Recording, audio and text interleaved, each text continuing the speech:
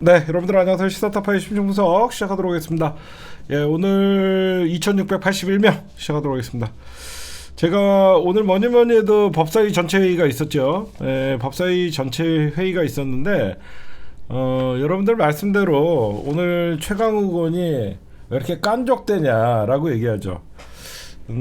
어떤 사람들은 그래요. 법무부 장관한테 어떻게 깐족이라는 표현을 쓰냐 그렇게 볼 수도 있지만 여러분들이 모르는 게 있어요. 뭐가 있냐면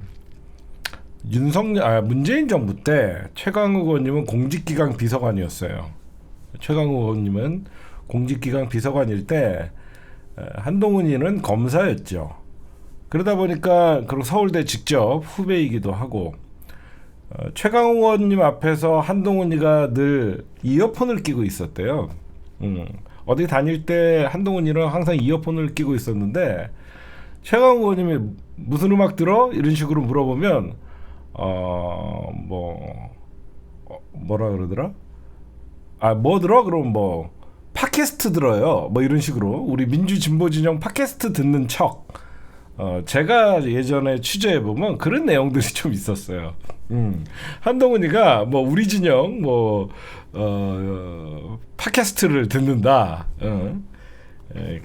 그랬던 애가 지금은 법무부 장관이 돼서 저렇게 깐족되니까 얼마나 최강욱 의원님 입장에서는 가짜겠습니까? 그렇죠? 그렇고 전체적으로 오늘 한동훈이가 왜 욕을 먹는지를 보면만 모르는 것 같아요. 국회의원은 국민을 대리해서 법무부 장관은 여러분들 중립을 지켜야 되는 자리예요. 진짜 나는 한동훈이가 정말 착각하고 있다라고 생각하는 게 국민의힘 소속 법무부 장관이 아니에요.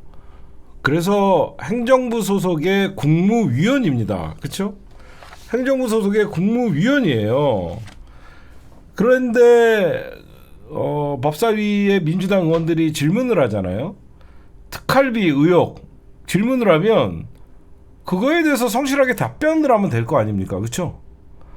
그 당시에 특활비는 어떻게 쓰여졌고 어떤 대법원의 판결에 의해서 어떤 공개를 하고 있습니다. 뭐 이런 식으로 얘기를 하면 될 거를 예를 들어서 한동훈이한테 그때 특활비 영수증 그거에 대해서 어떻게 뭐 생각하냐 이렇게 얘기하면 이재명 당대표의 법카 의혹은 이재명 의원의 법카 의혹은 넘겨놓고 저희 특활비만 문제 삼습니까? 이래요. 이게 국무위원회 태도냐고. 자기네들 특활비에 대해서 물어보면 이재명 당대표의 법카 의혹은 어떻게 생각하십니까? 이지랄 떨어요. 응? 그러니까 욕을 먹는 거예요. 응? 그리고 중요한 거는요. 저는 오늘 윤석열이가 왜 한동훈을 저렇게 신뢰하고 한동훈이가 윤석열 정부의 2인자라는 소리가 왜 듣나 이렇게 봤더니요. 공무원이 위치가 어딘지를 몰라요. 자기는 윤석열 정부의 법무부 장관이라고 해서 국민의힘 무조건 민주당을 적대시해야 된다고 생각하는 것 같아요. 이거는 공직자의 태도가 아니죠. 그렇죠? 예를 들어서 이재명 체포동의안 보이콧한다라는 민주당의 그런 소리가 나오니까 저질 방탄 혁신하기 싫으면 하지 말라. 이게 법무부 장관이 야당 제1야당의 공당에게 법무부 행정부 소속의 법무부 장관이 혁신하기 싫으면 하지 말라. 이거는 국민의힘 소속의 법무부 장관이나 할 법한 소리를 하고 있는 거예요. 그렇죠? 이게 정말 얘가 도대체 본인 소속이 어딘지조차 이거는 공무원의 정치적 중립에 전혀 맞지도 않고 오로지 민주당을 적대시하고 이런 사람들은 사실 너무너무 본인의 문제가 뭐가 심각한지를 모르더라고요. 제가 보니까 그게 가장 큰 문제더라고요. 보니까 오늘 언론엔 나오지는 않지만 여러분들 요즘 얼마나 제 예상대로 이동관이가 취임하기 전에 벌써부터 EBS 사장 교체했죠. 박문진 이사장 해임했습니다. 박문진 이사장은 MBC의 대주주 박문진 이사장을 해임했죠. 지금 여기저기 KBS 이사장 해임했죠. 제가 왜 이런 짓거리를 하냐. 이동관이가 무혈입성해서 결국은 이동관이가 직접 칼자루로 되면 나중에 해임 사유가 될 수 있기, 탄핵 사유가 될 수 있기 때문에 지금 현재 김효재가 다 날리고 있다. 그런 얘기를 여러분들에게 했죠. 이제 박문진 이사장을 해임했다는 것은 그 다음에 MBC 사장 차례예요. 근데 여러분들, 그러니까 MBC 경영진을 교체하기 위한 수순이죠. 지금 현재 MBC 사장이 누구냐면 박성재 사장에 이어서 안형준 MBC 사장이에요. 5개월째 이제 들어왔는데, 오늘 안형준 MBC 사장이 직원 여러분들께 드리는 글이다라고 하면서 글을 올렸습니다. 4년 이용마 기자의, 여러분들 알고 계시죠? 이용마 기자 돌아가신 거 4주기예요. 이용마 기자의 4주기에 맞춰서 고 이용마 기자의 4주기가 되는 오늘 방통위는 MBC 대주주인 박문진, 권태선 이사장의 해임을 강행했다며 방통위가 KBS와 EBS 이사진에 이어 박문진 이사진에게도 압력을 가하는 등 적법한 절차를 거치지 않은 일련의 행위를 벌이고 있다라고 하면서 MBC 직원들에게 MBC가 이렇게 위기를 맞게 된 것은 이번이 처음이 아니다. 그러나 MBC는 그동안 전 직원이 하나가 된 헌신으로 잃어버렸던 국민 신뢰를 되찾고 컨텐츠 경쟁력을 높이는 데 최선을 다했다며 MBC가 지금까지 쌓아온 위상이 외부의 공세와 압박으로 쉽게 흔들리지 않을 만큼 견고하다고 생각한다. 서로 믿고 단결하면 공영방송 MBC를 지킬 수 있다라고 강조를 했습니다. 그래서 MBC 이사장뿐만 아니라 MBC 언론 노조 다 지금 일전을 불사하고 있는데, 그러면 앞으로 향후 일전이 MBC의 장악이 어떻게 되냐.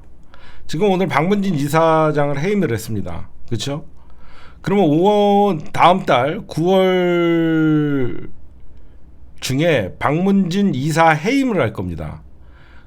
그 다음에 국민의힘 중심으로 박문진 이사 구도를 바꾸면 MBC 이사의 교체, MBC 사장, 경영진의 교체가 있을 거예요. 그래서 차기 MBC 사장은 10월 말, 11월 초 날아갑니다. 다 정해져 있어요. 박문진 이사장을 해임한 이유가 있어요. 이사장 해임하고 이사 해임한 다음에 그 다음에 여권에서 다시 임명을 하고, 그러면 경영진을 교체를 하고, 그러면 MBC도 시간이 별로 없어요. MBC도 10월 말에서 11월 초 지금 날아갈 수 있는 상황입니다. 이제는 그러니까 우리 민주 진영에서 상상하는 것 이상의 얘네들은 그냥 밀어붙여요. 제가 이 수구 세력들이 정권을 잡으면 가장 무서운 게 뭐냐면요, 역풍이나 눈치 보지 않아요. 우리 민주정에서 정권 잡으면 역풍도 우려하죠. 우리 180석 있을 때 뭐 했어요? 그놈의 역풍, 그놈의 역풍 타령하다가 사실 아무것도 못했거든요. 얘네들은 역풍, 눈치 이런 거 안 봐요. 이명박 때 실패했던 언론 장악을 더 섬세하게 하는 거예요. 그렇죠? 그건 우리가 배울 점이에요. 제가 보면. 근데 이번은 좀 분위기가 좀 달라요. 뭐가 다르냐면 언론, 그러니까 조중동 외에 동아일보도 요즘 좀 이상해요. 근데 기자들이 집단으로 반발할 때가 있어요. 그게 뭐냐면 모두의 요구를 저버리면 그게 쉽게 회복되지 않아요. 그래서 지금 조중동 빼고 조선과 중앙 빼고는 모든 언론이 사실 이동관을 반대하고 있거든요. 그럼 정부가 어느 정도 들어주는 척이라도 해야 되는데, 이거를 만약에 밀어붙인다 그러면 윤석열도 내년 총선을 앞두고 이렇게 오히려 이동관을 임명하고 언론에게 뒤통수를 맞는 그런 일도 있을 수 있어요. 그래서 하여튼 그런 얘기를 하기 전에 근본적인 저는 좀 해결책이 있어야 된다고 생각해요. 정권의 입맛에 따라서 이 언론을 자꾸 자기네 편으로 편승시키려는 이런 언론 장악 시도는요, 미연에 방지하기 위해서 정치권에서 MBC의 대주주인 박문진 이사나 정치권에서 임명하는 그 것들을 사실상 없애야 되겠죠. 근본적인 원인을 없애야 되기 때문에. 그래서 민주당에서 방송법 개정안을 냈던 거예요. 하여튼 이런 일련의 그 시간들, 그냥 이미 언론 장악 설마가 아니라 이미 언론 장악은 제가 볼 때는 80%는 됐습니다. 근데 언론인들이 과연 이런 상황에 어떻게 할 것이냐, 좀 지켜봐야 될 것 같아요. 좋은 뉴스가 없습니다. 요즘 보면. 요거는 좋은 뉴스네요, 여러분들. 금태섭의 신당이 드디어 9월 19일 날 서울에서 창당 발기인 대회를 개최할 예정이라고 합니다. 당명은 새로운 선택. 새롭죠. 아주 새롭죠. 어중이 떠중이. 민주당도, 얘네들의 컨셉은 민주당도 싫다, 국민의힘도 싫다, 그러니까 너희들은 새로운 선택을 해라. 그게 이유입니다. 근데 제가 볼 때는 금태섭의 신당은요, 민주당에는 전혀 피해가 오지 않아요. 국민의힘 표 가져가는 거예요. 그렇죠? 왜 그러냐면 현재 윤석열 정부의 견제가 결국은 내년 총선은 윤석열 심판론이 될 겁니다. 그러니까 저쪽에서는 프레임 전환을 시도할 거예요. 근데 그게 잘 되지 않을 겁니다. 그래서 언론 장악하려고 하는 거예요. 뭐든지 집권 2년차가 되면요, 윤석열 정부의 중간평가의 성격이 있는 거예요. 그래서 윤석열 심판론, 이 정부의 심판론이 내년 선거에 아마 주로 이룰 텐데, 국민의힘에서는 야당 심판론으로 갈 겁니다. 근데 잘 먹히지가 않죠. 그래서 어쨌든 뭐 금태섭이든 김종인이든 그리고 이준석이든 유승민이든 신당 창당 소리가 많이 나오면 나올수록 우리 박수를 쳐줘야 돼요. 그 다음에 김태우 얘기가 많죠. 근데 사람들이 이걸 얘기하지 않는데, 김태우가 당선 무효 3개월 만에 또 출마를 했죠. 그래서 우리가 뻔뻔하다라고 하는데, 진짜 뭘 봐야 되냐면요, 이 강서구청장이거든요. 이 강서구청장에서 어떻게 보면 재보궐이 일어나는 거죠. 재보궐이 일어납니다. 재보궐이 일어나면 선거 비용을 강서구청장에서 국민들이 내는 겁니다. 선거 비용만 40억이에요. 강서구 주민들이 고스란히 떠안게 됐어요. 강서구 1년 예산의 0.3%를 선거 비용으로 하는 거예요. 40억을 국민들을 위해서 쓸 수 있는 돈인데, 김태우 때문에 다시 하는데 이놈이 또 나오는 거예요. 또 뽑아줘야 됩니까? 이러면 안 되죠. 그 다음에 오늘 낮에 잠깐 얘기한 건데, 이동관 청문 보고서가 불발했죠. 국민의힘이 아예 나오질 않았어요. 합의를 안 해줬다. 그래서 안 나왔는데, 이거는 대통령실에서 20일이 넘었기 때문에 재송부를 한 다음에 그냥 임명하려는 거예요. 그래서 부적격이라는 말 듣기 싫어서 합의를 안 해줬기 때문에 그냥 대통령이 임명한다, 그렇게 하려는 겁니다.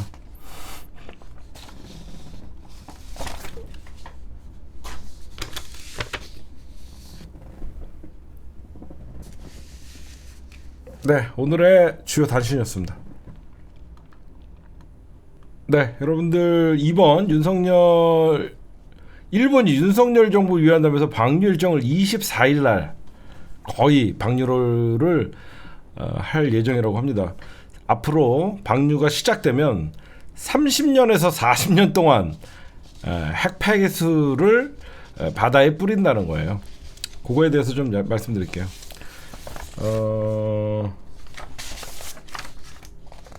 오늘 시사타파 뉴스 데스크웨이 방송에서도 제가 잠깐 얘기했는데, 제일 웃겼어요. 어느덧 돌아보니 우리가 세상의 맨 앞, 세계 이끌어가는 위치. 착각은 자유라고 얘기할 수 있죠. 세계를 이끌어가는 위치에 윤석열이 올라간 게 아니라, 저는 새로운 해석을 좀 해줄게요. 눈 떠보니까 세상에 맨 앞에 있는 거 맞아요. 그쵸? 세상에 눈 떠보니까 맨 앞에 윤석열이 있었다는 거, 이건 맞는 표현입니다. 근데 그 전 정부, 문재인 정부나 그 전 정부에서 세상에 맨 앞에 얼마든지 있을 수 있었어요. 근데 왜 미국과 일본 사이에 세상이 맨 앞에 같이 쓰기를 싫어했냐? 국익 차원이었어요. 그렇죠? 이명박근혜도 노골적으로 중국과 러시아를 적대시하지 않았어요. 그래서 미국이 굉장히 소가리를 했던 겁니다. 근데 윤석열만큼은 그 모든 것을 미국의 만족을 충족시켰기 때문에 어느 순간 맨 앞에 있는 겁니다. 그게 어떤 일이냐면, 그 어떤 정부도, 이명박근혜 정부도 일본에게 면죄부를 먼저 주지는 않았어요. 광복절날 적어도 일본의 과거사 문제에 사과를 요구했습니다. 윤석열 어땠어요? 강제징용 문제도 제3자 해결 방안이라 그러면서 일본에게 면죄부를 주기 시작하면서 사실상 자기가 과거를 잊고 미래를 나가자는 반민족 행위자들이 쓰는 짓거리를 한 거예요.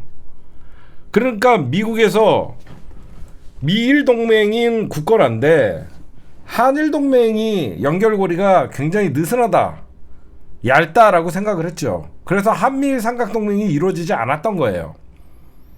왜? 과거사가 있기 때문에. 일제 36년의 치욕적인 식민 지배의 역사가 있기 때문에. 근데 미국은 일본을 다그쳐서 사과를 시키지 않았어요. 그게 가장 중요한 겁니다. 그렇죠? 일본이 진정 한미일 삼국 동맹을 원하고 대한민국을 제대로 대접하는 나라였다고 하면 일본에게 과거를 사죄하라고 오히려 압박을 가했어야 되는 겁니다. 근데 일본은 그러지 않았어요. 미국은 그러지 않았어요. 늘 일본 편에 서서 이해를 하려고 했습니다. 그래서 우리에게 여러 가지 사드 배치니 여러 가지 부담스러운 행위를 한 거죠. 그렇잖아요. 미국이 정말로 세계사를 몰라서 일본이 대한민국에게 사죄해라 그러지 않는 거 아니잖아요. 미국이 볼 때는 자기는 보스고 일본은 중간 보스고 대한민국은 똘마니예요. 중간 보스가 똘마니한테 사과하는 게 격이 맞지 않다고 생각했기 때문에 일본에 손을 들어줬던 겁니다. 여태까지. 근데 그런 역대 대통령 중에서도 단 그 어떤 누구도 이 과거사 문제나 이걸 덮고 가자라고 하는 대한민국 대통령은 없었어요. 근데 갑자기 미국 입장에서는 도라이가 나타난 것이죠. 어떻게 쟤는 우리의 마음을 저렇게 읽고 시키지도 않은 짓을 지가 가서 면죄부를 주겠다. 그래? 얘 봐라. 이거 쓸만한 놈인데? 너 내 밑에서 일해라. 일하고 싶습니다. 완전 무슨 조폭이에요. 응? 천방지축 어디서 똘마니가 나타나서 미국 앞에서 잘 보이면서, 그러니까 미국 눈에 들어와서 야, 너 내 밑에서 일해라. 예, 충성을 다하겠습니다. 이거야. 그러니까 지가 안 해도 될 짓을 하는 겁니다. 그래서 먼저 강제징용 제3자 보상 계획을 얘기하고, 그러다 보니까 미국은 어때요? 여태까지 동해와 시 오브 재팬 일본해라고 동시에 기재했던 미국의 공식적인 입장도 그냥 일본해라고 표기하는 겁니다. 왜? 쟤는 똘마니니까. 개무시하는 거죠. 개무시하면서 옆에서 우쭈쭈 해주는 거예요. 아, 우린 삼국동맹. 그러니까 눈 떠보니까 가장 맨 앞에서 혼자 저 돌격대장 역할을 하고 있는 거예요. 진짜 전쟁 나면 돌격대장부터 죽어요. 그렇죠? 그래놓고 세계를 이끌어가는 위치에 있다라고 생각해요. 아니죠. 미국은 이러면서도 북한과 직접적으로 김정은과 대화를 할 수 있다라고 얘기하고 있어요. 그때 윤석열은 어떻게 될까요? 그냥 바보예요, 바보. 제가 이것저것 보면요, 많은 전문가들이 이번 3미 3구 정상회담은 우리 안보가 더욱더 불안해졌다라고 얘기를 하는데, 윤석열은 진짜 모르는 것 같아요. 왜 우리 안보가 불안해졌나고 반문을 합니다. 그러면서 한다는 소리가 북한의 가짜 뉴스를 대응하겠대요. 이거 공안 정권을 만들겠다는 거예요. 저는 이 얘기를 듣고 이게 맞나 싶었어요. 북한은 개전 초부터 위장 평화 공세와 가짜 뉴스 유포, 반국가 세력들을 환영한 성견, 그러니까 우리나라에서 윤석열 정부를 반대하는 사람들, 윤석열 정부를 비판하는 사람들을 반국가 세력으로 여긴다는 거예요.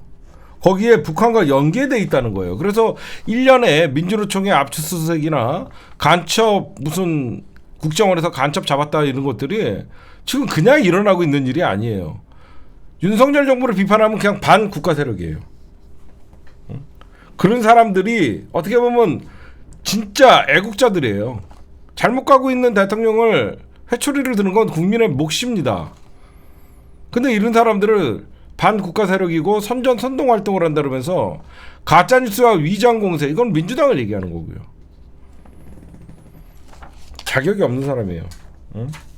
그냥 위험만 가득 안고 오고 경제 이득도 없고. 저는 윤석열 정부는 국민을 배신한 거예요. 나라를 팔아먹은 겁니다, 이건. 그냥 미국을 위한 한미일 정상회담이에요. 여기에다가 여러분들 보시면요, 일본은 그래도 건진 거라도 있죠. 핵 오염수 방류에 대한 면죄부를 받았어요. 보이지 않는, 그쵸? 일본은 건진 거 많아요. 여러분들 보시면 일본은 뭐 먹어 사람들이 얘기 안 하는데, 일본은 앞으로 군사 대극화에 바이든의 묵인, 진짜 미국은 제가 볼 때는 악의 축이에요. 왜 그러냐면 얼마 전에 기시다 정부에서 일본의 방위비를 2배로 인상하겠다. 그리고 자체 방어 태세를 넘어서 해외 파병도 하겠다라고 하니까 미국이 환영을 했어요. 응? 진짜로 미국은 환영을 했어요. 도라이 새끼들이 좀 들어와서 도라이들 좀 내보내고요. 매니저님들 도라이들 들어오면 좀 내보내주세요. 그래서 여러분들 보시면요, 일본이 정상적인 국가가 아니잖아요. 그렇죠? 일본정은 정상적인 국가가 아니잖아. 전쟁 범죄 국가예요. 그래서 군대를 보유할 수 없고, 일본은 자유대라고 명칭을 했는데, 그런 자유대가 군비 팽창을 하는데 미국이 환영을 해줬어요. 바이든이. 그리고 미국의 주요 언론들은 윤석열이 돌파구를 마련했다. 윤석열은 일본의 사과를 요구하지 않고 화해한 덕분에 2년 전에는 상상할 수 없었던 성과를 이룰 수 있어. 미국에서 막 빨아주는 거죠. 일본은 뭐뭐 얻었나 보세요. 핵 오염수. 왜 우리나라의 반대가 중요하냐면 주변 국가잖아요. 그렇죠? 그러면 다른 나라에서도 이 해양 전문가들이나 볼 때 일본이 지금 방류를 하면 이 해류가 돌아서 몇 년 후에는 우리도 오염된다. 이런 데이터들이 다 있을 거라고요. 그렇죠? 근데 그런 사람들이 일본의 방류에 있어서 반대할 명분이 없는 거예요. 야, 바로 옆에 있는 대한민국도 조용한데 니네가 뭔데 난리야? 이렇게 돼버리는 거예요. 그래서 다른 일본의 해양 핵폐기물 방류를 반대하는 다른 나라들의 연대나 그런 사람들의 말빨이 먹히지가 않는 거예요. 왜? 바로 옆에 있는 나라도 조용하는데, 응? 거기에 군사 대국화 얻었죠. 그 다음에 한미일 이제는 평화협정을 개정을 해서 전쟁이 가능한 국가로 만들 수 있죠. 일본은 얻은 거 많죠. 응?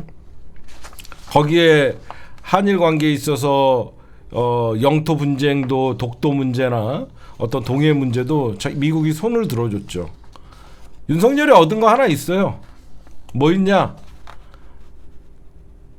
저희 그 바이든 형님, 그 기시다 형님, 내년에 저희 총선이 있습니다.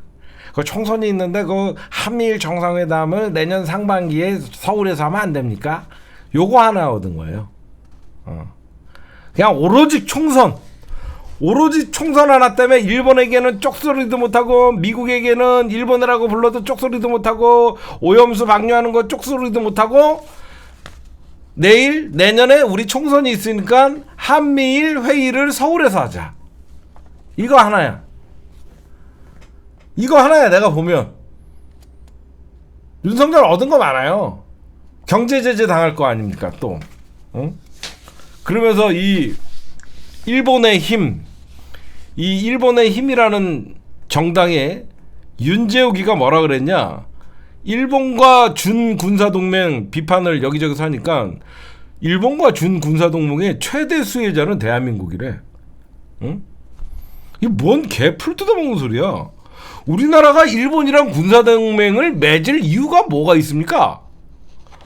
여러분들, 동맹은요, 적어도 그 나라의 안보와 그 나라의 영토를 같이 공유하면서 지켜주는 거예요. 일본은 우리나라와 영토 분쟁을 하는 나라입니다. 독도라는. 어떻게 영토 분쟁을 하면서 그런 나라가 동맹이 될 수 있습니까? 응? 말도 안 되죠. 우리나라가 최대 수혜자래요. 정치병자들이에요, 그것들 다. 응? 그냥 무조건 북한의 핵 위협으로부터 참국이, 이거는 변명이죠. 미국은 북한의 핵을 두려워하지 않습니다. 북한의 핵을, 미국은 왜 북한이 자꾸 핵 개발하는지 알아요. 김정은 체제를 무너뜨릴까봐 핵 개발한다는 걸 미국에 위협적이지 않다라는 것을 누구보다도 알기 때문에 미국은 그냥 북한을 냅두는 겁니다. 이해하시죠? 진짜 북한의 핵이 미국을 위협한다 그러면 진작 북한은 쑥대밭이 됐어요. 쑥대밭. 응? 북한의 핵이 미국을 위협하지 않는다는 걸 아니까 북한의 핵 개발을 빌미로 중국과 러시아를 견제하기 위해서 계속 한반도에 사드를 배치하고 미군을 더 증파하고 핵무장을 하는 겁니다. 응? 이 정도는 다 알아요, 이제는. 응? 그냥 윤석열 혼자 삼국 협력으로 우리나라 안보가 강해졌대요. 그냥 윤석열 눈에만 안보 리스크가 안 보이는 거예요. 응? 왜 역사적으로 역대 대통령들이 일본과 미국의 군사동맹에 왜 위험성과 왜 그렇게 두려워했고 왜 국민들의 눈치를 봤는지 몰라요. 결국은 이렇게 되면 어떻게 돼요? 여러분들, 한일 군사동맹, 한미일 군사동맹 이렇게 되면 어떻게 되냐? 더 이상 우리는 과거사나 독도 문제를 언급할 수가 없는 거예요. 응? 나중에 결국은 일본은 독도도 넘보고 과거사도 식민지 근대사 같이 일본의 한반도 지배는 경제적 이득이 있었다, 이렇게 떠드는 겁니다. 반일 종족주의 이영훈이 같은 발언을 하는 거예요. 응? 우리가 왜 대만 해협 남중국해 갈등, 중국과 대만의 문제는요, 왜 중국이 벌써부터 경제보복을 시사했습니다. 이런 거 언론에 안 나오죠. 중국의 입장에서는 대만의 문제는요, 자기네들 영토의 분쟁이라고 그러고 내정 간섭으로 받아들여요. 그렇잖아요. 내정 간섭으로 받아들여요. 응? 한미일이 왜 중국과 대만의 문제를 너희들이 간섭하냐, 그러면서 그건 내정 간섭으로 받아들인다고요. 그럼 중국은 벌써부터 경제 보복을 시사를 했어요. 응? 어떻게 감당하려고 합니까? 지금 여러분들 문재인 정부 때보다 중국과의 교역량이 많이 줄어들긴 했지만 아직도 중국과의 교역량이 20%예요. 이 20%가 날아가면 우리나라 또 얼마나 힘들어집니까? 어디서 20%를 채웁니까? 미국이 중국의 수출을 투표를 하는 물품들을 대신 받아줍니까? 말도 안 되는 거거든요. 멍청한 거예요. 제가 이 세 명의 특징을 봤어요. 바이든, 기시다, 윤석열. 세 명의 특징이 뭔가 했더니 그 나라에서 인기 좆도 없어요. 바이든 바닥을 치고 있고요. 기시다 지지율 30% 나오고 윤석열 지지율 30% 나오고 바이든은 민주당 대선 후보에서도 인기가 없어요. 이 세 명의 특징은요. 지 나라 국민들한테 인정받지 못하는 것들이 한미일 북중러 신냉전 체제를 만들어서 그냥 미국 같은 나라는 전쟁 위기나 이런 것들이 발발을 하면 대통령에게 힘이 실립니다. 그렇잖아요. 응? 바이든, 기시다, 윤석열 다 폭망각이에요. 셋 다. 응? 인기 졸라 없고 셋이 합쳐서 지지율 100%도 안 돼요. 얘네들 모여서 할 수 있는 게 뭐예요? 그냥 편가르기, 한미일 북중러 해갖고 어떻게 해서든지 뭔가 외교적으로, 왜 그러냐면 미국의 국민들이 국제 문제나 외교 문제에 대해서 굉장히 관심이 높습니다. 한 명 한 명 따져볼까요? 바이든은 내년 대선이 있어요. 대선이 있어갖고 어떻게든지 도람프랑 차별적인 미국의 경찰 노릇을 하고 싶은 거예요. 그래서 바이든은 도람프가 아프가니스탄의 어떤 철군 그리고 여러가지 세계 경찰 노릇을 포기하고 퍼스트 아메리카 정책을 펼치겠다. 미국 국민들이 잘 살아야 된다는 그 정책을 뒤집는 거예요 지금. 그렇게 하면 어떻게 되냐? 미국의 메이저 언론들은 좋아합니다. 미국의 메이저 언론들은 바이든을 좋아하죠. 왜? 자기네들의 기득권을 지켜주니까. 언론과 미국의 방위산업체들, 미국의 무기업자들, 유대 자본들 당연히 바이든의 정책을 지지하죠. 그렇죠? 그러니까 미국의 바이든도 주류예요. 주류이기 때문에 주류를 위한 정책을 하는 겁니다. 기시다는 어떻습니까? 기시다의 임기가 내년 9월인가 그래요. 근데 기시다는 내년에 선거에서 이기면 또 한 번 총리가 돼요. 근데 기시다 일본 국민들이 기시다 정부를 바꿔야 된다라고 하는 게 80%예요. 윤석열을 부정평가가 60%라고 치면 기시다는 80%가 기시다 총리 내년엔 바꿔야 된다고 생각을 합니다. 지금 공화당의 대선 후보 트럼프는 독주예요. 지금 여러분들 미국의 대선에 대해서 얘기하지 않는데 공화당에서 트럼프 대선 후보, 민주당에서 바이든 대선 후보 또 내년에 붙을 거 아닙니까? 트럼프가 공화당 후보 중에 60%예요. 압도적이에요. 압도적인 지지예요. 공화당 대통령 후보 중에 트럼프가 60%를 차지하고 있어요. 그래서 지금 트럼프가 뭐라 그러냐면 TV 토론 안 나간다고 얘기합니다.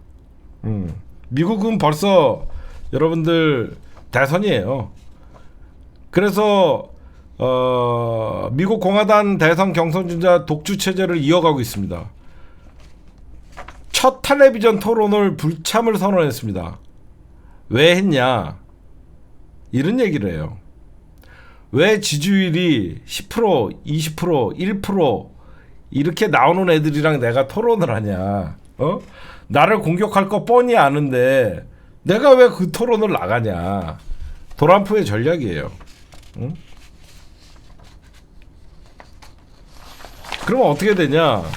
이게 여러분들에게 아니 트럼프 입장에선 그렇잖아. 아니 뭐 경쟁자가 있어야 되는데 경쟁자도 없는데 거기 내가 왜 나갑니까?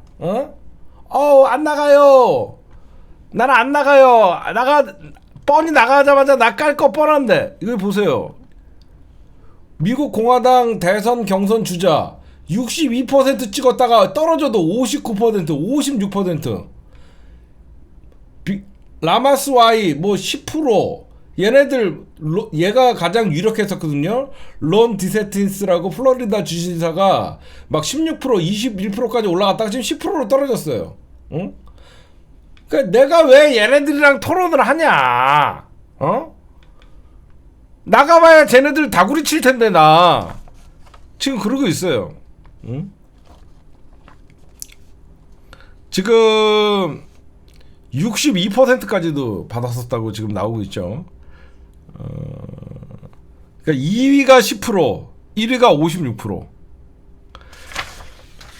여러분들 제가 예전에도 방송에서 한번 말씀드렸는데 왜 미국 언론은 트럼프를 폭군, 도라이 이런 식으로 하냐면 똑같아요. 트럼프는 정치 자금을 대주던 사람이에요. 그렇죠? 모든 우리가 오바마에게 기대도 많이 하고 그랬지만 오바마나 이런 애들은 차곡차곡 미국 하원, 상원을 거쳐서 엘리트 코스를 미국에서 각종 무기상들이나 각종 후원애들에게 정치 후원금을 받아가면서 정치의 엘리트 코스를 받은 사람이에요. 그러다 보니까 그런 사람들이 권력을 잡으면 자기를 여태까지 키워준 후원단체나 그런 사람들을 외면하지 못하는 거예요. 그래서 총기 규제나 이런 것들을 할 수 없는 거예요. 근데 트럼프는 어떠냐? 트럼프는 억만장자죠. 그러다 보니까 트럼프는 여태까지 정치인들 돈을 대주고 언론사 팍스뉴스의 언론사의 사장이었잖아요. 그러다 보니까 왜 우리 국민들은 의료보험 혜택도 못 받고 우리나라 국민들은 일자리도 없어서 허덕이는데 왜 미국이라는 나라는 우리 돈 싸가면서 해외에서 전쟁하고 왜 해외 경찰 노릇을 하냐? 다 들어와! 그런 거예요. 그래서 미군이 아프가니스탄에서도 철군을 하고 그리고 왜 우리나라 일용직 노동자들이 일자리도 없는데 왜 자꾸 이민자들을 받아갖고 우리 자국민을 괴롭히냐? 그래서 멕시코 장벽을 설치해갖고 그 노동자들의 유입을 막았던 겁니다. 그래서 어떻게 보면 자본주의의 병폐가 가장 드러나고 있는 나라가 미국이잖아요. 엄청난 소득의 양극화, 그렇죠? 정말 길거리에서 수많은 사람들이 자고 의료보험 혜택을 못 봐도 미국은 아직도 우리가 얘기하는 초강대국이라고 해요. 군사적으로는 초강대국이 맞지만 가장 미국은 어떻게 보면 실패한 자본주의의 면모를 보여주는 거예요. 응? 그렇잖아요. 그래서 미국의 백인들 화이트 칼라를 중심으로 백인 중하층을 중심으로 트럼프에게 열광을 했던 거예요.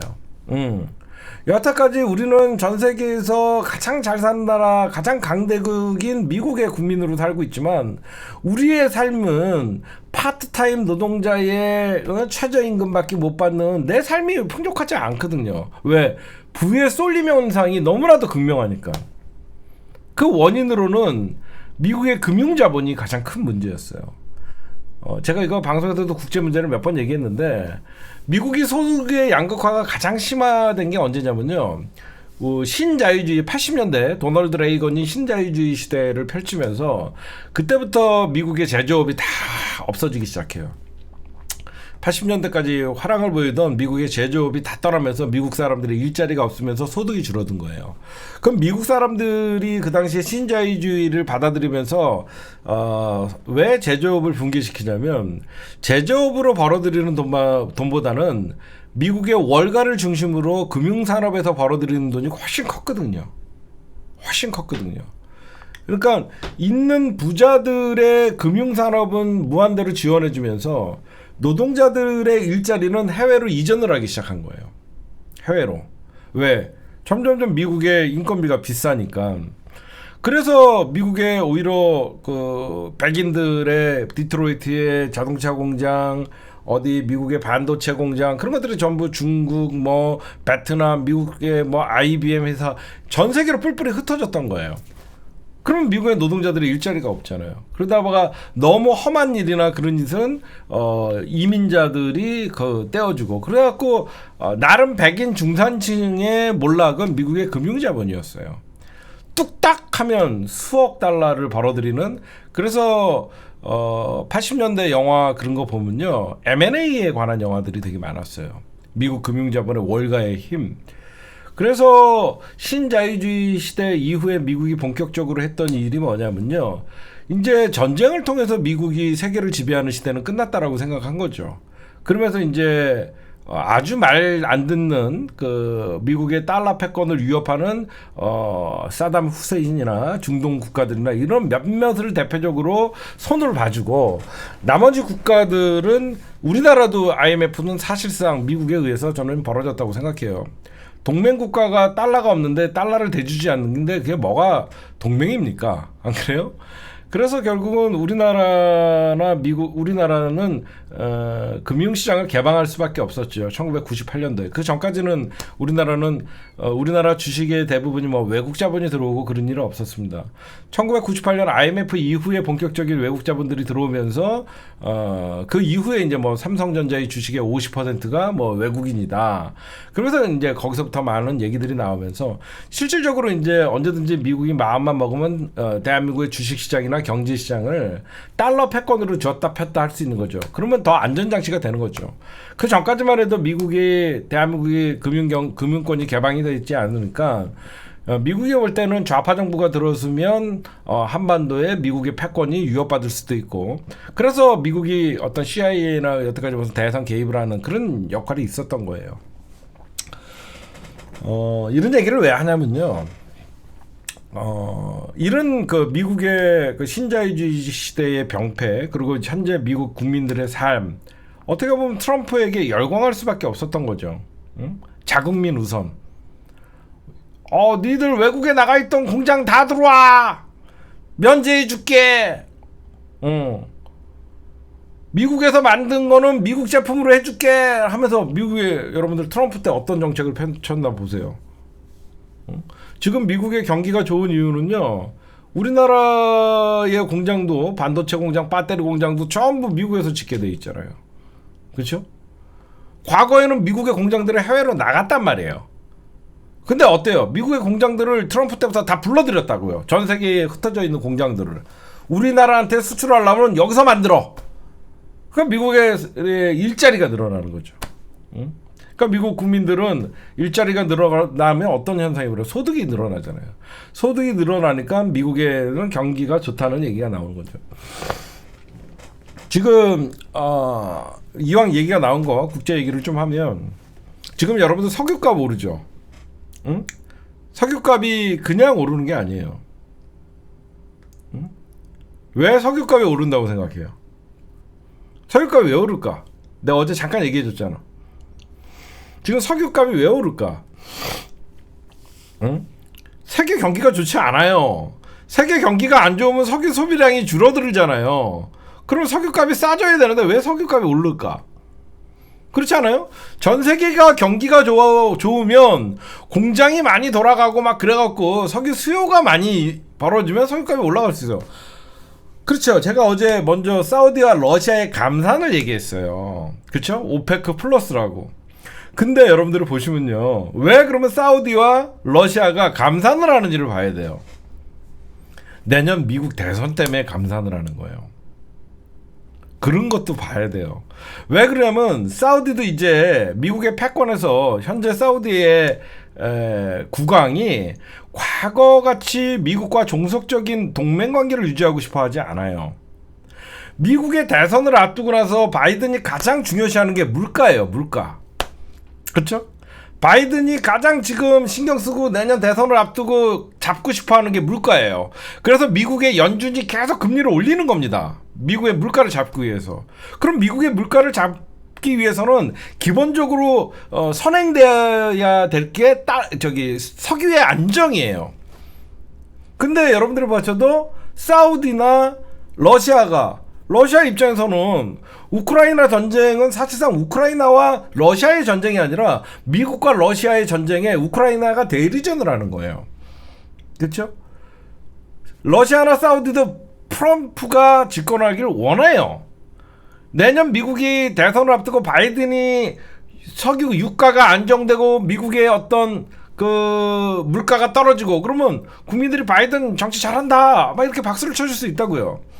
근데 굳이 러시아 입장에서는 우리가 뭐하러 바이든 미국 좋은 일 시켜. 그래서 사우디와 러시아가 감산을 해요.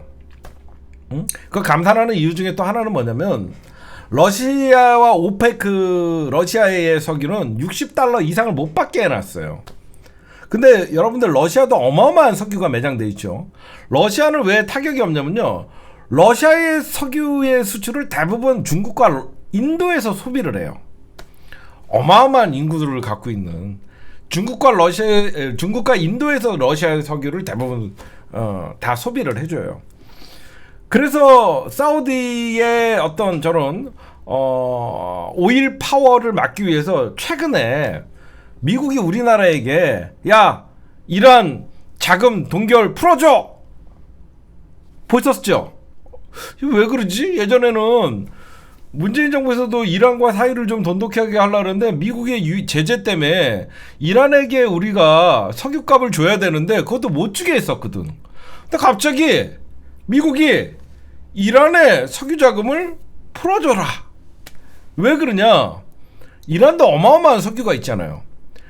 러시아와 사우디가 손을 잡으니까 미국이 급한 거죠. 내년 대선을 앞두고. 그래서 이란을 경제 제재를 좀 풀어줘야지 이란이 석유를 증산을 하게 되면 사우디의 어떤 그 말 안 듣는 사우디를 대신해서 이란을 이용해서 사우디를 견제시키고 거기에 또 요즘 이스라엘도 말을 안 들어요. 응? 근데 미국이 봤을 때 이란은 위험해. 응? 핵 개발도 했었고. 응? 그래갖고 미국의 입장에서는 셰일가스라고 뭐 알래스카나 다른 데서 좀 셰일가스를 개발하려고 해도 그게 녹록치가 않아요. 미국의 셰일가스는 질이 나빠요. 나빠서 그 석유를 탐사하는 비용이 더 드는 거예요. 그래서 지금 미국 입장에서는 중동도 말을 안 듣죠. 여기저기서 문제가 많이 생기니까 한미일 3국 동맹을 통해서 미국이 최대한 중국을 압박하고 그 러시아를 압박하면서 사실상 한반도의 동북아 문제는 자기네들이 돈을 최대한 안 쓰면서 일본을 대리전을 시키는 거예요. 응? 이번에 이스라엘인가요? 어디 베네수엘인가? 어디 선거에서도 완전 그 트럼프 편에 그 선거를 이기고 가더라고요. 그러니까 여러분들이 이 국제 정세를 보시면요, 그냥 석유값이 오르는 게 아니에요. 제 말 이해가 가시죠? 러시아와 사우디 입장에서는 미국이 내년 대선인데 앞두고 바이든이 저 따위로 나오는데 저 새끼 트럼프 때가 좋은 거지. 세계 경찰 노릇 안 하고 중동의 자율성을 주면서 뭐하러 바이든 정부를 응원할 필요 없으니까 석유값이 올라가면 어떻게 해요? 물가 못 잡아요. 원자재 값이 올라가니까. 그렇죠? 원자재 값이 올라가는데 어떻게 미국이 아무리 금리를 올린다 그래서 석유값을, 그러니까 원자재 값이 올라가는데 잡을 수가 있겠어요? 응? 그렇죠. 이스라엘 총리도 트럼프, 그러니까 우리가 생각하는 트럼프는 미국 주류가 볼 땐 미친놈이에요. 제가 여러분들에게 말씀드리고 싶은 건, 그러나 대한민국의 국익이나 전 세계의 지도자들이 왜 바이든을 경계하고 기존에 있던 동맹 구조를 깨고 사우디와 미국은 영원한 동맹같이 보였어요. 그렇잖아요. 사우디가 여태까지 친미 정부를 심어놓으면서 끊임없이 사우디의 석유를 달러 패권으로 엄청나게 지배를 해왔는데, 이제 사우디가 중국에게 위안화를 받겠다. 이거는 사실 전쟁하자는 거거든요. 기존에 있던 미국의 전략에 달러 패권을 깨는 자들은 무조건 축출했거든요. 근데 거기에 사우디가 러시아와 중국과 손을 잡아버리니까 미국은 그 대체 수단이 필요해서 이란을 키우는 거예요. 이란을 키우면 어떤 현상이 들으냐, 저는 조만간 가장 중동에서 화약고는 사우디라고 봐요. 이란에서 사우디 반 정부 세력을 키울 겁니다. 미국이 늘 하는 짓이에요. 중동에서 말 안 듣는 나라를 전쟁의 화약고로 만들 때 항상 그 나라의 반정부군을 뒤에서 미국이 지원을 해줘요. 그렇게 그 말 안 듣는 중동의 반정부군을 키웠던 게 바로 IS입니다. IS는 미국의 무기를 쓰고 미국의 지원에 여러분들이 알고 있는 대테러 조직인 IS의 배후는 미국이에요. 그렇죠? 그래서 지금 미국은 굉장히 어떻게 보면 도박을 하는 거예요. 자기네들이 패권을 지키기 위해서 사우드를 길들기 압박하기 위해서 이란과 손잡은 겁니다. 근데 미국이 이해하지 못하는 게 있어요. 얘네들은 또 이슬람의 형제들이에요. 미국이 또 선을 넘으면 이란도 언제 반격할지 몰라요. 응? 그렇죠. 오사마 빈 라덴도 한때 다 미국의 지원을 받던 나라들이에요. 응? 그래서 여러분들이 지금 보시면 국제 정세가 굉장히 긴박하게 돌아가요. 러시아와 우크라이나의 전쟁이 장기화됨으로써 가장 유럽에서 골치 아픈 거는 독일입니다. 유럽에 패권을 쥐고 있는 독일은 이 전쟁이 오래가면 갈수록 가스, 자원 이런 것들이 엄청난 러시아에게 싼 값으로 갖고 왔었는데 미국의 경제 제재가 러시아를 이어가고 있기 때문에 지금 유럽도 힘든 거예요. 유럽도 힘들다 보니까 미국만 지금 일자리 만들고 지네끼리 한다는데 모든 게 지금 미국 대선에 맞춰져 있는 거예요. 그래서 제가 우리가 생각하는 미국 언론, 미국 주류 언론, 그리고 미국의 주류 언론의 기사를 베껴 쓰는 대한민국 언론 때문에 많은 사람들이 트럼프를 미친놈이라고 생각하고 트럼프에 대해서 안 좋은 느낌이 있지만 물론 그렇다고 하고 제가 트럼프가 좋은 사람이라고 얘기하고 싶잖아요. 결국 미국은 미국이에요. 하지만 대한민국 국익을 위해서는 트럼프는 그래도 종전선언이라도 김정은과 마주 앉아서 그래도 하려고 그랬던 자예요. 그렇죠? 지금 바이든 민주당 정부, 그러니까 우리나라 사람들의 가장 잘못하고 틀린 점이 뭐냐면 그러니까 미국의 민주당은 좋은 정당, 미국의 공화당은 보수 정당, 미국의 민주당은 진보 정당이라는 착각을 가지고 있어요. 전혀 그렇지 않습니다. 미국의 민주당이나 공화당은요, 그냥 미국 정당이에요. 미국을 위한 정당이에요. 근데 마치 우리나라를 깃대서 미국의 민주당은 진보, 미국의 공화당은 보수 이런 시각을 우리나라가 가질 필요가 없어요. 그건 미국 국민들이 갖는 거예요. 응? 우리나라 국민들이 무슨 미국의 민주당이 진보고 미국의 공화당이 보수입니까? 오바마라는 미국의 민주당 후보가 나와서 오히려 한반도에서 일본에 손을 들어주고 미국의 진보 정치고 미국의 바른 정의가 살아있는 정치면 일본에게 압박을 해서 과거사를 사과하게끔 하고 미국은 전략적인 나라예요. 응? 여러분들 그거 착각하시면 안 돼요. 미국에는 그냥 양당 체제, 공화당 아니면 민주당이에요. 미국에 그래도 좀 그나마 진보 정치를 실현했던 그분 누구죠? 그분도 결국은 민주당에서 대선 후보가 됐던 분. 지난 트럼프에게 졌지만 버니 샌더스 이런 분들이야 미국에서 진짜 진보 정치를 좀 하시는 분이에요. 여기에 엘렉트리치카님 지금 해외에 계신 분들 많죠. 지금 제 방송을 우리 해외 교포분들이 많이 보시는데 제가 하는 얘기가 그래도 국내에서 미국 정세를 분석하는 것 치고는 해외에서 보는 시각이랑 많이 여러분들 비슷하죠. 그쵸?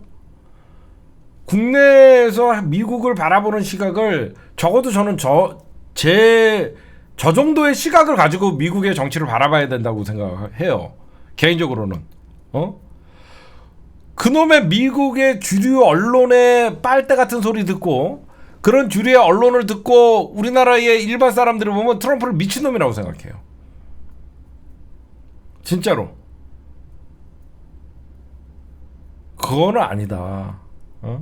그건 아니다. 무슨 얘기하다가 여기까지 왔죠? 그래서 지금 3명 다 트럼프는 내년 대선에서 바이든은 내년 대선에서 트럼프의 기세를 꺾을 자신이 없으니까 결국은 한미일 군사동맹을 통해서 중국을 압박하고 사우디를 다시 미국의 주류의 힘을 얻어서 세계 경찰 노릇을 하려면 나를 당선시켜야 된다라는 대선 전략이에요. 사람들은 얘기하지 않죠. 미국을 위한 한미일 정상회담이었어요. 바이든의 내년 대선에 교두보를 만들어주기 위한 바이든의 공적을 만들어주기 위한 한미일 누가 푸들이냐라는 경쟁을 하는 한미일 정상회담이었다. 이렇게 보는 게 가장 맞아요. 그렇죠? 우리한테 얻을 수 있는 것도 없음에도 불구하고 캠프 데이비드까지 가갖고 미국의 어떤 수건이었던 한미일 군사동맹으로 중국을 남중국해에 견제하고 돌격대장을 자처하는 이런 도라이는 없었는데 스스로가 그 돌격대장 역할을 한다 그러니까 미국은 마다할 필요가 없었죠. 여태까지 한미 관계, 그러니까 한일 관계, 그러니까 미일 관계는 여태까지 굳건했어요. 미일 관계는 세계 제2차 대전 이후부터 미일 관계는 2차 대전 이후부터는 엄청나게 미일 관계는 굳건했어요. 미국의 수건은 한미일이었어요. 한미일. 대한민국이 껴야만 북한을 핑계 삼아 중국을 더 견제할 수 있고 이 동북아시아의 한반도 반대에 미군이 주둔할 수 있었거든요.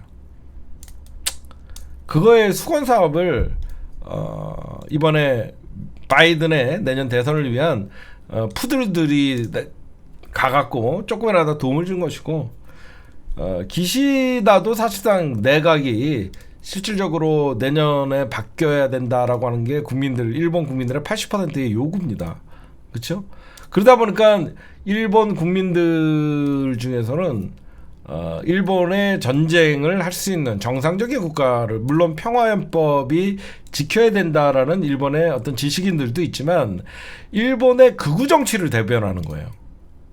지금 셋 다 바이든, 기시다, 윤석열의 공통점이 뭐냐면 미국 우선주의의 그러니까 미국의 패권을 지지하는 미국의 주류로에 편승하는 바이든, 일본의 극우를 대변하는 기시다, 대한민국의 반민족 세력들을 대신하는 윤석열이 셋이 만난 거예요. 이런 대통령이 만날 수가 없죠. 그렇죠? 그래서 지난 우리 문재인 정부 때 많은 사람들이 이런 얘기를 했어요. 우리가 정권을 잡았을 때 트럼프가 하필 파트너냐. 저는 그 반대로 생각했죠. 문재인 정부가 정권을 잡았을 때 트럼프니까 거기까지 간 거예요. 그래서 북미 정상회담도 이루어졌었고. 하여튼 지금 국제 정세도 굉장히 세 나라가 내가 보면 찌질이 3인방이에요. 바이든도 인기 없지, 기시다도 인기 없지, 윤석열도 인기 없지. 우리 셋이 모여갖고 무슨 돌파구를 마련해야 돼. 야, 나 내년에 그 정권 못 잡으면 나도 잣대. 하이, 저도 거의 모가지 댕강 됐으네. 윤석열, 저는 그냥 뒤집니다. 벌써부터 저는 취임하자마자 탄핵하라고 개연병입니다. 내년 한번 총선 전에 저를 와줄 수 있습니까?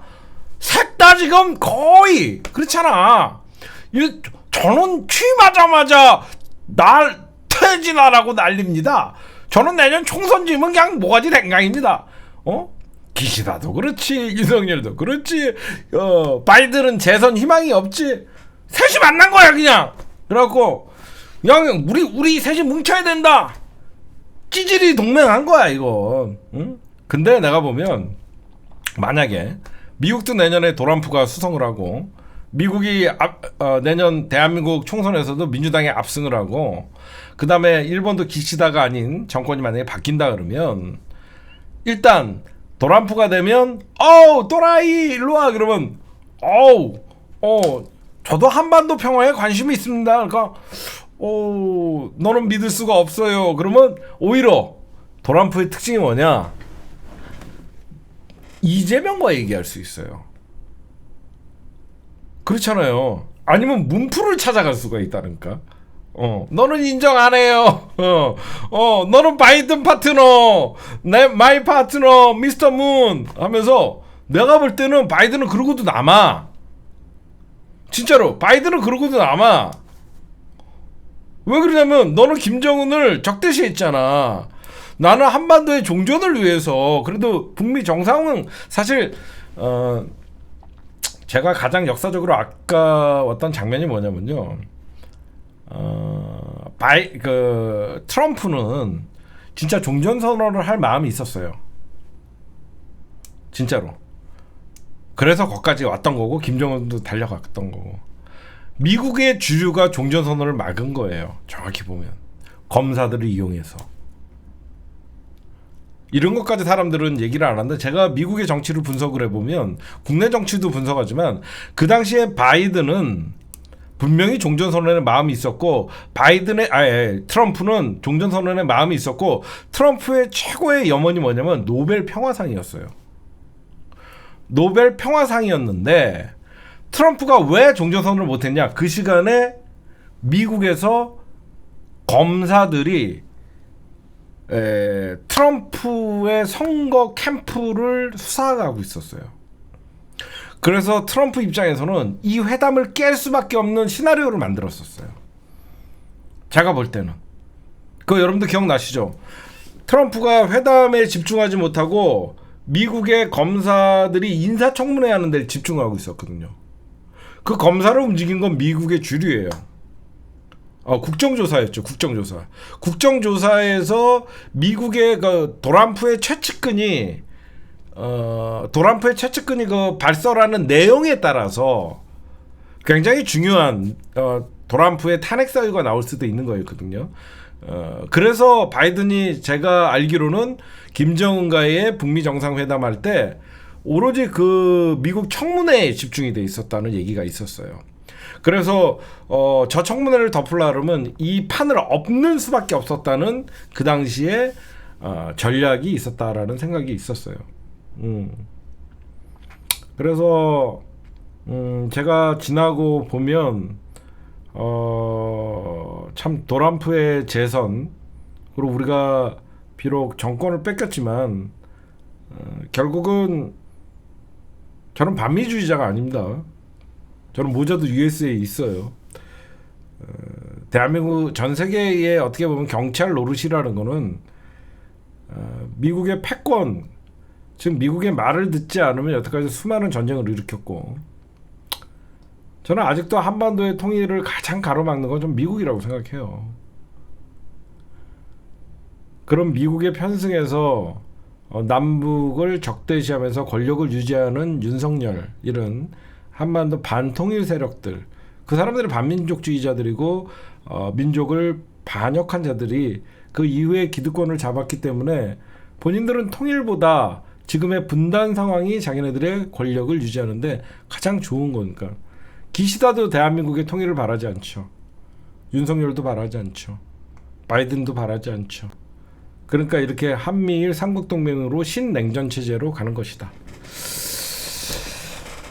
오늘 뭐 무슨 얘기하다 너무 길어졌네요. 예, 그런 얘기를 해드리고 싶습니다. 2번은 여기까지만.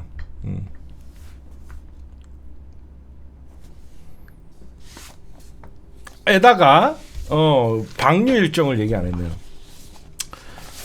지금 방류 일정이 후쿠시마 오염수 핵폐수가 기시다가 가능한 빨리 한다고 얘기합니다. 그렇죠? 뭐 23일 지금 일본 너무너무 웃긴 게 일본 어민들이 반대를 해요. 그래서 일본에서도 어민들 설득은 실패했다고 얘기해요. 23일 날 발표를 하고 24일 날 방류를 결정할 걸로 보여요. 근데 오히려 일본 어민들이 반대합니다. 우리나라는 가만히 있어요. 너무 웃기죠? 지금 일본의 언론에서 어떤 얘기가 나오고 있냐, 이거는 저희가 가짜뉴스를 생산하는 게 아니라 일본 언론에서 나온 얘기를 여러분들에게 해드리는 거예요. 보시면요, 한국의 내년 총선과 연결짓는 듯한 일본의 언론 보도가 계속 나오고 있어요. 윤석열 씨가 결국은 내년 총선을 앞두고 만약에 기시다나 일본에서 12월이나 이렇게 오염수 방류를 하면 총선에 진짜 악영향이 끼칠 수 있다라고 해서 너무 웃기지 않아요? 일본이 오염수 방류를 하는데 대한민국 정치 윤석열을 위한다 그러면서 방류를 해요. 오염수 방류 시기 결정을 일본이 생색내기를 하고 있다라는 거예요. 얼마나 외교나 정치를 바보같이 하면 대한민국 영토 영해에 그리고 국민들의 생명과 안전을 위협하는데 일본이 생색을 내면서 내가 성렬아 예 형님 니네 내년 총선이지 예 형님 그럼 우리가 미리 좀 방류해 줄게 감사합니다 형님 이거야. 토라이 새끼지. 정상적이면 절대 안 됩니다 형님 이렇게 나가야지. 안 그래요? 형 이것만은 안 됩니다 형님 저희 다 죽습니다 형님 뭐 이래야 되잖아. 아무리 조폭이라도. 미친 거죠. 일본이 생색을 내는 상황을 만든 거야. 응? 제가 얘기하는 거 아닙니다. 최근 일본 언론에서 대한민국 정부 여당의 총선 전 음료수 방류 요청했다는 보도가 일본 언론에서 나온 거예요. 근데 윤석열은 이거를 민주당과 대한민국의 좌파 세력들이 가짜 뉴스라고 얘기하는데 저희가 한 게 아니에요. 일본 언론이 한 거예요. 응? 그럼 여러분들 한번 생각해 봅시다. 저는 이거는 윤석열 정부가 오판하고 있다고 생각해요. 뭐냐? 결국 여러분들 생각해 보십시오. 8월 24일 날 방류를 한다. 그럼 일단 여기저기서 난리가 날 겁니다. 일본이 드디어 해양 오염수 핵폐기물을 방류를 시작했습니다. 24일 방류를 시작하면 앞으로 30년에서 40년가량은 바다에 그냥 핵폐수가 나가는 거예요. 그러면 가장 먼저 직격탄을 맞는 게 뭐냐? 추석 밥상이에요. 추석 밥상에 생선 안 올라갑니다. 그쵸? 그러면 윤석열 정부는 단순하게 야 몇 개월 가면 잊혀지겠지라고 생각해요. 그러지 않아요. 해양 오염수가 방류가 되면요 우리나라뿐만 아니라 여기저기서 수질을 검사합니다. 수질을. 그쵸? 그리고 방류하자마자 바로 여러분들 효과가 나타나지 않아요. 몇 개월이 지난 다음에 여기저기서 이상하다는 소리가 나옵니다. 그렇죠? 불안은 계속 늘어나는 거예요. 9월달이 만약에 9월, 10월, 11월, 12월, 1월, 2월, 3월, 4월 뭐 6개월이면 잊혀지겠지. 윤석열의 착각입니다. 그렇죠? 윤석열의 착각이죠. 우리는 가만히 있나? 먹거리라는 건 계속 번지는 거예요. 광우병 사태가 얼마나 오래 갔는데요. 광우병 사태가 얼마나 오래 갔습니까? 먹거리는요 계속 가는 거예요. 그러면 여기저기서 이제 횟집 안 된다고 아우성 칠 겁니다. 생선 안 먹는다고 아우성 칠 겁니다. 왜? 우리나라 진보와 보수의 먹거리는 진보와 보수의 문제가 아니에요. 아이 키우는 부모님들 애들 생선 안 먹이죠. 그렇죠? 학교 급식에서도 여기저기서 저는 가장 예의주시하는 게 학부모들의 학교 급식에서 생선 빼라고 얘기할 겁니다. 그렇죠? 그럼 어느 학교냐고 하면서 난리를 칠 거예요. 응? 그러면 일단 가장 먼저 어민들이 들고 일어납니다. 언론에서는 그래서 지금 이동관이 동원해서 이 핵폐기수 나오지 내년 총선 있지 그래 어떻게든 입을 막아야 되거든요. 바다가 오염되면 먹을 게 없어요. 진짜 먹을 게 없습니다. 바다에 먹을 게 얼마나 많습니까? 우리 김도 못 먹어요. 앞으로 김, 소금, 뭐 해산물 아무것도 못 먹어요. 뭐 저야 괜찮지만 저는 고기 먹으면 되니까. 나머지는 다 가공식품 먹어야 되는 거예요. 김치도 젓갈도 못 넣어요. 특히 이 경상도 남해 동해 뭐 이쪽 처음에 일본이 방류하면 제주도가 제일 처음에 타격이 입는다고 얘기할 거예요. 그러면 전문가들의 해류를 분석하면 언제쯤 이쪽으로 온다 언제 이것들이 이제 막 나올 겁니다. 계속 갑니다. 계속 가요. 24일 날 방류한다는데 우리나라 정부 저러고 있어요. 오히려 일본이 너네 내년 총선 때문에 빨리 방류해 줄게. 감사합니다 형님. 미친놈이죠. 국민의 생명과 안전을 지켜야 될 대통령이 총선 때문에 팔아먹는 형국이에요. 한심합니다. 한심해. 네, 오늘의 2번. 일본이 윤석열 정부를 위한다며 방류 일정을 24일 유력. 오히려 난리를 쳐야죠. 응? 그래서 일본 간첩이라고 하는 거예요. 그냥 일본 간첩이라고 하는 그냥 이유가 아니에요. 네, 지금까지 일본이 윤석열 정부 위한다며 방류 일정 24일. 난리를 쳐야 됩니다. 지금 3일 남았어요. 난리가 아니라 이거는 무슨 선동하는 게 아니라 뻔하잖아요. 어? 해양 오염되는 거. 어?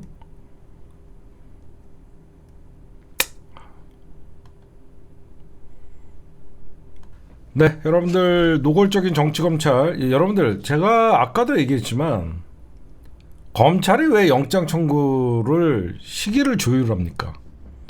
그렇게 이재명 당대표를 잡아가고 싶어 했잖아요. 잡아가고 싶었으면 획이 없을 때 그들이 원하는 대로 불체포 특권 사용 못하게 영장 청구하면 되잖아요. 굳이 추석 전에 영장을 치려고 하는 게 정치검찰 아닙니까? 어?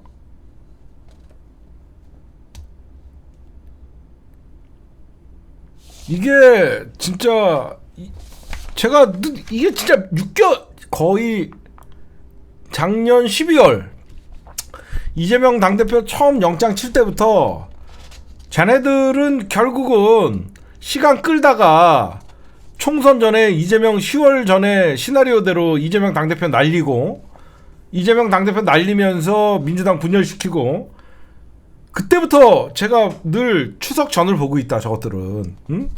지금 결국은 비명 친명계 더 개파 갈등 일으키고 민주당 내부 분열을 일으키면서 영장 친다는 패턴이에요. 맞아요. 그쵸? 제가 계속 얘기했어요. 절대 믿으면 안 된다. 설마가 아니라 쟤는 영장 친다. 그쵸? 지금 이따가 보이콧 얘기는 하고 지금 국회 일정을 좀 말씀드릴게요. 이제 8월 24일 날 본회의가 열려요. 그래서 노란봉투법이나 방송법은 쟁점 법안이라서 이거는 다음 달 정기국회로 넘겼어요. 그러면 다음 달 정기국회가 1일 날 열리죠. 1일 날 정기국회가 열리는데 개회식을 합니다. 그쵸? 여러분들에게 잘 들으세요. 중요한 일정을 알려드릴게요. 이제 9일 날 의원들이 전부 국회 본회의장에 모여서 개회식을 엽니다. 그 다음에 5일날 뭐하냐 그래갖고 매일 열려있는 게 아니에요. 5일날 정치 분야의 대정부 질문을 하고 6일날 외교 통일 안보의 대정부 질문을 하는 거예요. 그리고 7일날 경제 부분, 8일날 교육 사회 문화 부분. 해서 하루 이틀 사흘 나흘간 대정부 질문을 8일까지 해요. 국회가 9월달 일정이. 그리고 그 다음에 또 뭐하냐, 정기국회가 열리면 원내 교섭단체 대표 연설이 있어요. 그래서 18일날은 박강원 원내대표가 하고 20일날은 일본의 힘 윤재옥 원내대표가 원내대표 교섭단체 연설을 하는 거예요. 그래서 정기국회 기간에 안건 처리를 위해서 아까 얘기했잖아요. 노란봉투법이나 그 방송법 쟁점 법안을 21일이나 25일날 처리하기로 정했어요. 그래서 검찰은 21일날 25일날 안건 처리를 하기 위해서 본회의가 열리니까 이 왜 28일이 추석이거든. 그렇지? 28일이 추석이니까 20일이나 25일날 영장을 치면 민주당에서는 국회가 열려있기 때문에 추석 전에 치면 표대결을 해야 돼요. 찬반 투표. 그리고 9월달 정기국회가 그렇게 개회가 되고 9월달 일정이 지나가면 10월 10일부터는 국정감사예요. 그렇죠? 국정감사예요. 여러 가지 변수는 있습니다. 만약에 추석 전에 안 치면 국정감사 때 칠 거예요. 그래서 국정감사는 누가 봐도 국민의힘에 불리해요. 그렇죠? 누가 봐도 국정감사는 현 정부가 불리한 거예요. 그래서 여론을 뒤집기 위해서 10월 달에 칠 수도 있어요. 근데 저는 10월 달에 안 친다고 봐요. 왜 그러냐? 저는 9월 달에 칠 게 유력해 보이는 게 10월 달은 민주당이 이재명 대표를 10월 달 안에 비명계에서는 어떻게든지 끌어내리려고 해요. 그리고 정부의 내년도 예산안 관련 시정연설이 10월 31일로 윤석열이가 국회에서 연설을 합니다. 그래서 지금 본회의가 9월 21일, 25일이에요. 25일날 영장 칠 가능성이 많아요. 25일날 영장을 치면 28일날 추석이거든요. 그러면 25일날 영장 치면 바로 26 찬성이 되는 순간 이재명 당대표는 영장 실질 심사를 받으러 25일날 갈 거 아닙니까? 통과됐기 때문에. 그러면 25일, 26일은 바로 추석 하루 이틀 전에 이재명 당대표의 뉴스가 구속이냐 아니면 기각이냐가 세간을 덮을 거예요. 지금 친명계와 비명계의 동상이몽에 어떤 게 있냐? 친명계는 체포동의안을 표결을 무산을 시켜야 된다. 그 무산을 시키기 위해서는 보이콧을 하자. 그 보이콧을 하자는 이유는 뭐냐면요, 숫자에서 딸려서 그런 거예요. 만약에 친명계가 압도적으로 현재 민주당에서 다수 의석을 갖고 있을 경우에는 굳이 보이콧할 필요가 없겠죠. 표대결에서 반대를 누르면 되니까. 근데 왜 친명계에서 보이콧 소리가 나오냐? 숫자가 딸리니까 우리는 안 들어가겠다. 들어가는 사람이 범인이다. 이렇게 하면 보이콧을 시사하면 국회 본회의장으로 들어가는 모습을 생중계가 될 테고, 거기서 투표하는 사람들은 민주당 지지자들이 투표를 안 찍어줄 수 있죠. 그래서 전략적으로 친명계에서는 보이콧 하자는 겁니다. 그렇죠?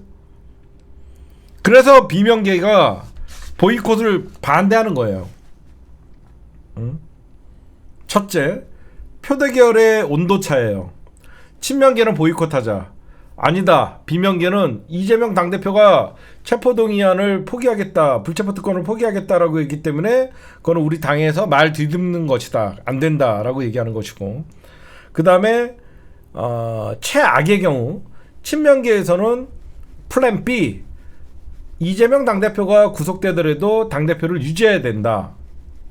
그러나 비명계에서는 이재명 당대표가 구속되면 비대위나 새로운 지도부가 나와야 된다. 그거 갖고 하는 겁니다. 근데 의미심장해요. 이낙연이는 제가 볼 때는 전면에 등장하지 못할 겁니다. 그렇죠? 근데 정세균이가 욕심을 부리는 것 같아요. 그게 무슨 말이냐면, 정세균이가 전북에서 기자간담회를 해요. 오늘 전북에서 기자간담회를 정세균이가 했는데 이런 얘기를 해요. 나는 총선에 불출마한다. 그쵸? 총선 불출마. 정세균이가 자기가 비대위원장 하겠다는 겁니다. 그렇잖아요. 얼마나 조건 좋아요. 총선 불출마 선언했죠. 거기에 전 국무총리죠. 누가 봐도 정세균이가 대권 도전했다가 실패를 한 거는 뭐냐? 자기 계파의 의원들이 밀려서 그런 거예요. 그래서 만약에 자기가 비대위원장, 정세균이는 아직도 대권의 꿈이 있거든요. 이낙연보다는 정세균이가 낫긴 낫죠. 그런데 정세균이가 갑자기 오늘 전북 도의회에서 가진 기자 간담회에서 자기는 총선을 불출마하겠다. 그러나 좋은 정치인들은 다시 일할 수 있도록 역할을 마다하지 않겠다. 이 말이 뭐야? 좋은 정치인들이 다시 일할 수 있도록 역할을 마다하지 않겠다. 기존에 자기 계파나 자기 의원들 공천에 힘써주겠다는 거예요. 응? 전북뿐만이 아니라 그런 거죠. 응? 제가 그래서 최악의 상황 때 이재명 당대표의 구속 이후에 민주당의 어떤 새로운 변화는 김부겸이냐 정세균이냐 이런 소리가 있습니다. 그렇죠? 그래서 벌써부터 몸풀기 하고 있어요. 정말 이거 정신 나간 짓들이죠. 자기 당 당대표 날아가기만을 바라고 있는 거예요. 어떻게 해서든지 자기 당대표 지켜서 대선에서 1600만 표 얻은 사람을, 진짜 이런 어떻게 보면 민주당의 행운 아니에요? 1600만 표 얻은 0.73 차이로 지난 대선 후보가 당대표가 돼서 총선을 지휘하겠다 그러면 이거는 사실 비명계가 박수를 쳐줘야 되는 거예요. 이재명 없이 어떻게 비명계가 당선됩니까? 그렇잖아요. 이재명 없이 어떻게 당선되냐고. 내가 이 얘기를 비명계 의원들한테 꼭 전해달라고 했어요. 이재명 만약에 당대표에서 날아가면 비명계가 공천은 받을 수 있을지 몰라도 본선에서 다 진다. 적어도 10% 이상은 투표장에 안 나간다. 오히려 비명계가 현명하게 대처하려고 그러면 이재명 당대표를 검찰이 구속시키더라도 당대표를 유지하겠다라고 하면 검찰이 구속을 못 시켜요. 그렇잖아요. 검찰의 노골적인 전략은 비명계와 친명계의 계파 갈등을 일으키고 결국은 분당 수순으로 가게끔 하는 거거든요. 응? 정말 잘못 생각하고 있다고 여러 번 지적을 해주는데, 응? 저는 솔직하게 말씀드리면요, 검찰의 이재명 당대표 영장 시나리오는 그들은 원래 그런 놈들이니까 이해를 합니다. 걔네들은 역풍이나 법원에서 기각돼서 역풍 물거나 이런 건 생각하지 않는 놈들이에요. 검사들은 타겟을 정하면 끝까지 사냥감이라고 생각해서 물고 놓지를 않아요. 검찰은 그럴 수 있어요. 국민의힘도 그럴 수 있어요. 조중동도 그럴 수 있어요. 민주당에서 아무리 계파가 다르다 그래갖고 이재명을 저런 식으로 대하면 안 되죠. 그렇지 않아요? 이거는 민주당이 아니에요. 나는 진짜 이런 얘기를 해주고 싶어요. 이낙연 씨한테. 무슨 자기가 DJ의 정신을 이어받는다고 했죠. 김영삼 대통령이 과거에 김대중 대통령과 가장 라이벌이었고 서로 으르렁대리고 계파가 달랐지만 김영삼이 가장 위기일 때 김대중은 도왔어요. 이낙연은 그걸 알아야 돼요. 그렇죠? 김영삼과 김대중은 뗄래야 뗄 수 없는 야권의 지도자로서 맹수였어요. 그러나 김영삼이 위기일 때 김대중은 도왔습니다. 지금 이낙연이가 하는 짓은 자기와 경쟁했던 후보를 죽으라고 뒤에서 부채질하고 있어요. 나홀로 정승 행세하고 있습니다. 민주당을 지키는 게 바로 이재명을 지키는 거예요. 이재명 날아가는 민주당 상상하기도 싫은 지지자들의 마음을 모르는 거예요. 지나고 나서 제가 옳았다는 얘기를 하는 게 아니라 이런 일을 1년 후에 있을 일들을 예고하고 당헌당규 개정하라고 민주당에서 그 난리를 폈던 거예요. 송영길 안 했죠. 제가 송영길 믿지 말라 그랬잖아요. 신당 창당 소리가 나오는 게 바로 송영길이에요. 응? 1년 전만 해도 민주당 시간이 많았다고요.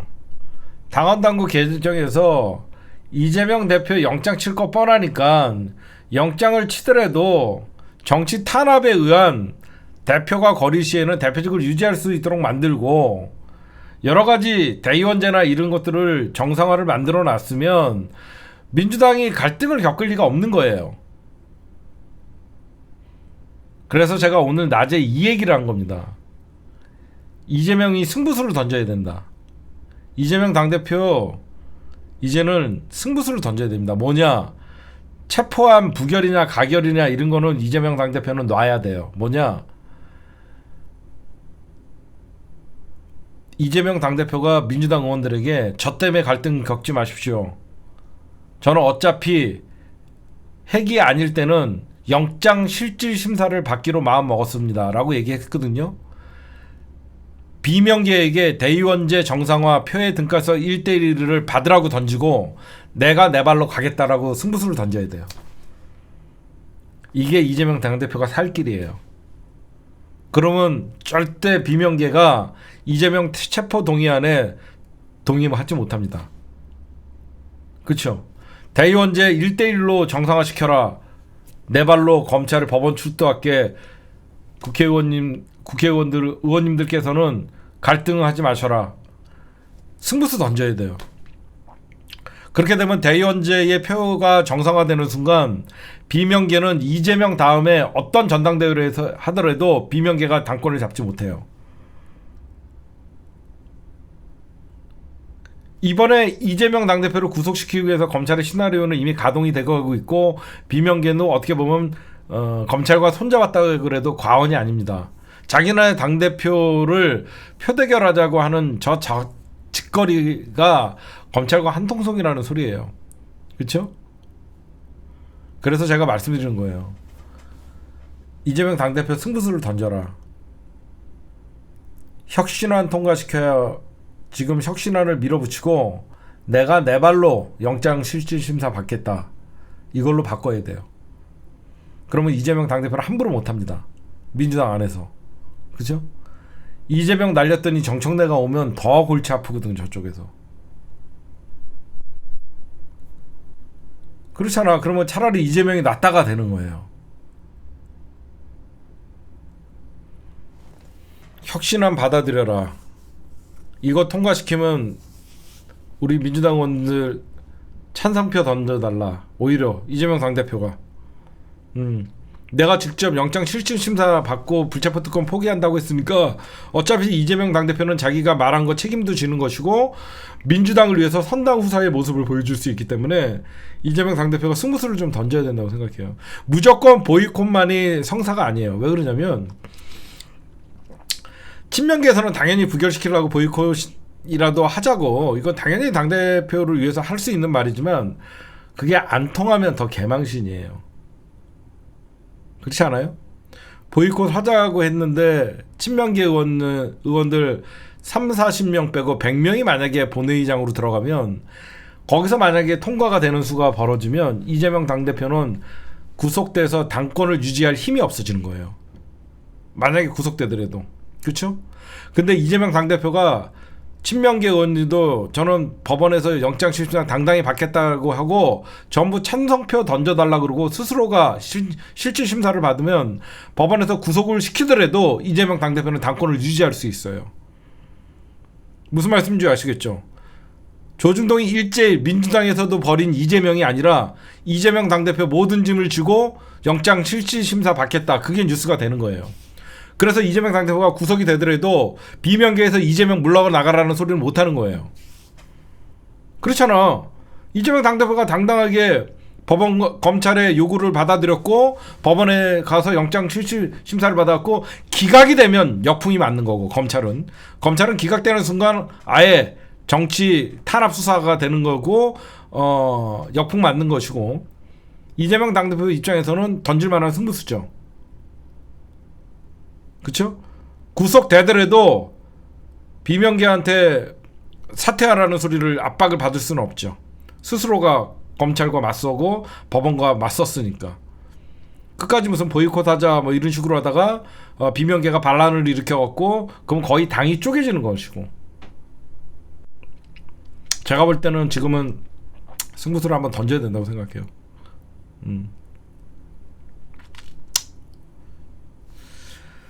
저도 당연히 민주당 의원들이 똘똘 뭉쳐서 누가 봐도 정치 탄압이니까 이거는 보이콧 하자 이게 맞죠. 근데 지금 민주당의 친명계가 소수예요. 비명계가 다수를 차지하고 있기 때문에 이것도 어떻게 될지 모르는 거예요. 그래서 제가 이런 얘기를 하는 거니까 당연히 민주당이 자기 당대표 잡아가라고 하는 새끼들이 정상입니까? 그게 정상이냐고요. 정상이 아니잖아요. 정상이 아닌 거예요 지금. 검찰이 저렇게 정치 탄압을 하면 사실 민주당 170명이 지금 중앙지검에 가갖고 중앙지검장 만나자 그러고 난리를 펴야 되는 거예요. 안 그래요? 170명이 하루가 멀다 하고 20명씩 조짜 갖고 중앙지검장 나오라고 계속 항의해봐요. 검사들도 위축되는 거예요. 170명이 아무 짓도 안 하잖아요. 그만큼 민주당이 지금 둘로 쪼개져 있는 거예요. 응?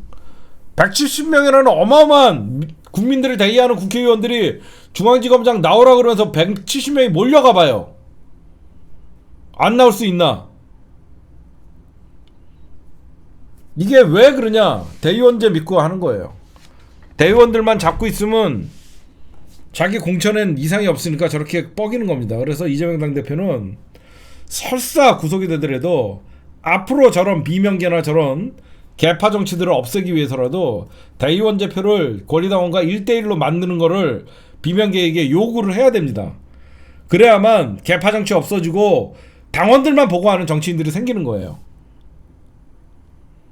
대의원제 정상화는 개파 정치의 청산의 시작이에요. 저는 그렇게 봐요. 하여튼 이재명 당대표 승부수를 좀 던져라. 그런 얘기를 꼭 해드리고 싶어요. 그리고 이재명을 지키는 것이 비명계에게도 유리하다는 것은 좀 머리를 써봐라 이 새끼들아. 당내 공천이 중요한 게 아니라 국민의힘과 싸울 때 과연 이재명 날리고 니네가 당선될 수 있나. 내가 볼 때는 30% 이상은 투표장 안 간다. 본선에서 지면 뭐 할 거냐. 그 얘기를 좀 해드리고 싶습니다. 네, 오늘 심층 분석은 여기까지.